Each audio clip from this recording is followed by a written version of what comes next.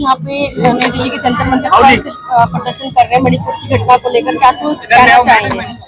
देखिए, आज पूना से हमारे राष्ट्रवादी कांग्रेस पार्टी के शहर अध्यक्ष प्रशांत जगताप जी के साथ में सैकड़ों की संख्या में यहाँ पे पदाधिकारी कार्यकर्ता उपस्थित हुए हैं और मणिपुर के विषय में लगातार जिस तरीके से वो पुणे से आवाज उठा रहे थे, उनको ऐसा लगा कि शायद उनकी आवाज दिल्ली तक नहीं पहुंच रही, इसलिए वो सब लोग यहाँ पे आके मणिपुर के विषय में प्रधानमंत्री जी से अनुरोध करते हैं कि कम से कम कुछ प्रतिक्रिया आप दीजिए। मणिपुर जल रहा है, देश जल रहा है, अब कम से कम आपको चुनाव प्रचार छोड़ के अब इस पे कुछ ना कुछ प्रतिक्रिया देनी चाहिए। विपक्ष तो बात ही नहीं करने दे रहा ना। विपक्ष तो शुरू से कह रहा है कि आप प्रधानमंत्री जी आप कुछ इस पे प्रतिक्रिया दीजिए, लेकिन प्रधानमंत्री जी बोलने के लिए तैयार नहीं है। सर कहते हैं डबल इंजन की सरकार होगी तो कानून व्यवस्था अच्छी तरीके से होगा। डबल इंजन की सरकार, सारे इंजन फेल हो चुके हैं मैडम, डबल हो, ट्रिपल हो या 5 हो, 10 हो, सब इंजन फेल हो चुके हैं।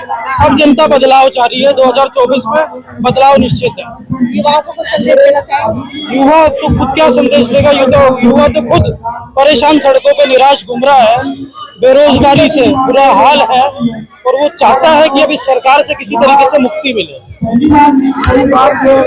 नमस्कार, मैं हूं नई दिल्ली के जंतर मंतर पर। नई दिल्ली के जंतर मंतर पर एनसीपी पार्टी का विशाल रूप में धरना प्रदर्शन किया जा रहा है। मणिपुर की घटना को लेकर के कहीं ना कहीं ये लोग धरना प्रदर्शन कर रहे हैं। हमारे साथ कुछ एनसीपी पार्टी के जो नेता हैं, कार्यकर्ता हैं, वो मौजूद हैं। सर, सर्वप्रथम मैं आपका परिचय जानना चाहूंगी। What is your introduction? मेरा नाम प्रमोद सिंह गोतारने है। मैं राष्ट्रवादी कांग्रेस पार्टी का सक्रिय कार्यकर्ता हूँ। मैं पुणे शहर का जनरल सेक्रेटरी हूँ। मैं मणिपुर के लिए निषेध करने के लिए मैं इतनी दूर से आया हूँ, क्योंकि हमारे जो माननीय पंतप्रधान नरेंद्र मोदी जी है, उनको हमारे पुणे में आने के लिए वक्त है, कोई प्राइवेट संस्था का पुरस्कार लेने के लिए वक्त है, लेकिन मणिपुर में इतनी महिलाओं पर अत्याचार हो रहा है, इतना अन्याय हो रहा है, मणिपुर जल रहा है, लेकिन उस बारे में एक भी वाक्य करने के लिए उनको टाइम नहीं है। और ये हमारा दुर्भाग्य है कि हम युवा पीढ़ी को सब काम छोड़ के कुछ सरकार का निषेध करने के लिए इधर एक होना पड़ रहा है। ये हमारा दुर्भाग्य है। सरकार बहरी है, अंधी है और अभी गूंगी भी हो गई है। इस सरकार का मैं तीव्र रूप से निषेध व्यक्त करता हूँ। मोदी शाह हाय हाय, मोदी शाह हाय हाय, मोदी शाह का जाहिर निषेध व्यक्त करता हूं। सर कहते हैं डबल इंजन की सरकार जहां होगी वहां कानून व्यवस्था बहुत अच्छी होगी। वहां तो डबल इंजन की सरकार नहीं, बिल्कुल डबल इंजन की सरकार उनके कहने पे है, लेकिन उनके इंजन का शायद डीजल खत्म हो गया है या क्या, शायद उसका इलेक्ट्रिसिटी पे इंजन ही चल नहीं रहा। समझ में नहीं आ रहा। डबल इंजन को इंजन गया कहा भाई? अभी कितने दिन से, 4 महीने से मणिपुर जल रहा है।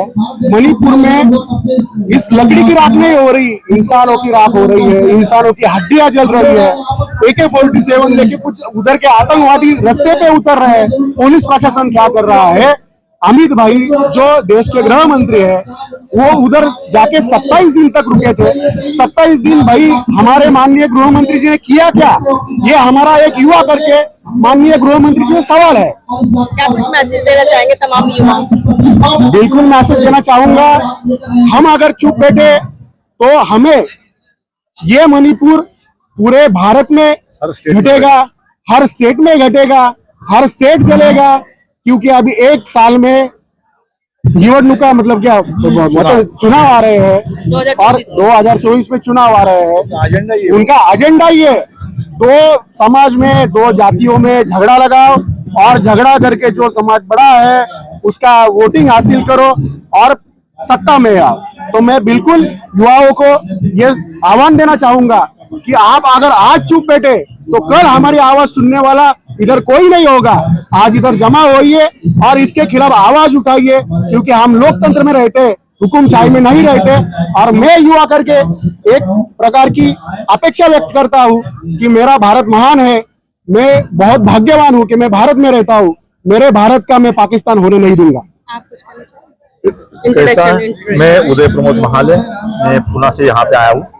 मैं एनसीपी का शिवाजी नगर जो असेंबली है वहाँ का प्रेसिडेंट हूँ। सर क्या कुछ कहना चाहेंगे मणिपुर की घटना? कैसा है कि आप देख रहे हैं कि लगातार 3 महीनों से जो आतंकवाद उधर जो चल रहा है, तो मोदी साहब जो है हर मंदिर जा रहे, पुणे आ रहे पुरस्कार के लिए, बैंगलोर जा रहे, सब जगह बाहर देश जाके घूम के आ रहे, लेकिन 3 महीने में एक भी बार वो मणिपुर गए नहीं। जाना तो छोड़िए, कम से कम वो प्राइम मिनिस्टर है, यहाँ पे लोकतंत्र चलता है भारत देश में, तो कम से कम उन्हें मैसेज देना चाहिए मीडिया की तरफ से कि बाबा मणिपुर वालों की कि बाबा शांतता रखिए। वो भी नहीं कह रहे, यानी कि आप हमको समझ में नहीं आ रहा युवाओं की ये सब जो हो रहा है वो खुद मोदी साहब कर रहे हैं।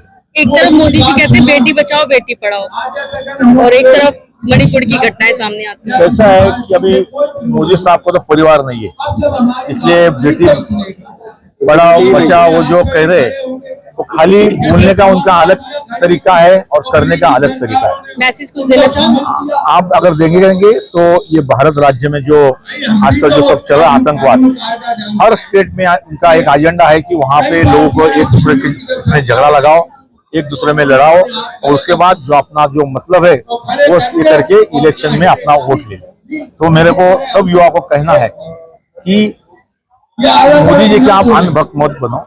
10 साल में उन्होंने खाली बातें की, काम कुछ करते नहीं, खाली बोलते कि कांग्रेस ने 60 साल में क्या किया। अरे कहाँ से आई ये ट्रेन, कहाँ से आए सब वो डैम, कहाँ से ये एयरपोर्ट हुए, हाँ ये सब मोदी जी को मालूम नहीं। और जो कांग्रेस ने किया वो सब 10 साल में बेच रही, LIC से लेके कुछ भी देखिए सब बेच रहे, सब प्राइवेट कर रहे, खाली अपने जो 3 नजदीकी उनके जो बिजनेसमैन है सब उनमें बांट रहे। तो युवा को मेरा कहना है कि आने वाले जो चुनाव है 24 में जो आने वाले लोकसभा के चुनाव होने वाले, आप कोई भी अंधभक्ति मत रखो, आप सब एजेंडा देखो, उसके बाद ही आप अपना वोटिंग दो। हम ऐसे नहीं करेंगे आप एनसीपी को दो, इसको वोट दो, कांग्रेस को दो, लेकिन आप सब देख के वोटिंग करो, यही मेरा कहना है। सर नमस्कार, मैं हूं नई दिल्ली के जंतर मंतर पर। नई दिल्ली के जंतर मंतर पर जो है एनसीपी पार्टी द्वारा जो है धरना प्रदर्शन किया जा रहा है। विशाल रूप में यहाँ पे लोग मौजूद हैं जो कि मणिपुर की घटना को लेकर के विरोध प्रदर्शन कर रहे हैं। सर आपका मणिपुर की परिचय पर। मेरा नाम बसंत कुमार भाटिया है और मैं पुणे से आया हूँ। क्या कुछ डिमांड रख रहे हैं आज? हाँ जी, क्या कुछ मांग लेकर के आए हैं? क्या कुछ मांग है आपकी? हमारी यही मांग है कि मणिपुर के साथ जो अत्याचार हुआ है उन्हें न्याय मिले। न्याय मिले। सर आपके पास जब ये मणिपुर की जो महिलाओं की पहुंची तो आपको क्या लगा कि एक बेटी का जो सैनिक अपने देश की रक्षा करता है उसकी पत्नी की हम रक्षा नहीं कर सके, ये सरकार नहीं कर सकी, राज्य सरकार नहीं कर सकी। ये कितने शर्म की बात है कि जो अपने देश के लिए कुर्बान होते हैं उनकी पत्नी का उसका वो सैनिक का जो गम है कि मैं देश की रक्षा कर सकता हूं लेकिन अपनी पत्नी की रक्षा नहीं कर सका, ये सब हमको बहुत अंदर तक के हमको हला दिया है देश को। सर बात करें, कहते हैं डबल इंजन की सरकार जहां होगी वहां पे सुरक्षा ज्यादा होगी। बीजेपी केंद्र में भी, बीजेपी मणिपुर में भी है, फिर भी डबल इंजन की सरकार होते हुए भी ऐसी घटना है। ये बड़े शर्म की बात है ना। मणिपुर 2 महीने से चल रहा है और सब जगह जब भी ये लोग सच्चाई का मुकाबला नहीं कर सकते, इसीलिए इसी प्रकार का ये लोग प्लानिंग कर रहे हैं कि देश को आपस में लड़ा दो। क्या लगता है कि अब युवा जाग चुका है? युवा जागृत हो चुका है। अच्छा, ये सब घटनाएं जब वोट आने वाले होते हैं तभी होती है। क्यों होती है सर?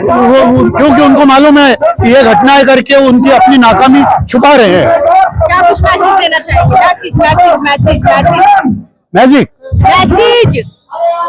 मैसेज हाँ, हमें देश के युवाओं को यही मैसेज देना है कि देश के युवाओं आप अपने सरकार आप उन्हें ही चुने जो आपकी रक्षा कर सके, जो देश की बेटियों की रक्षा कर सके, उसे ही चुन करके।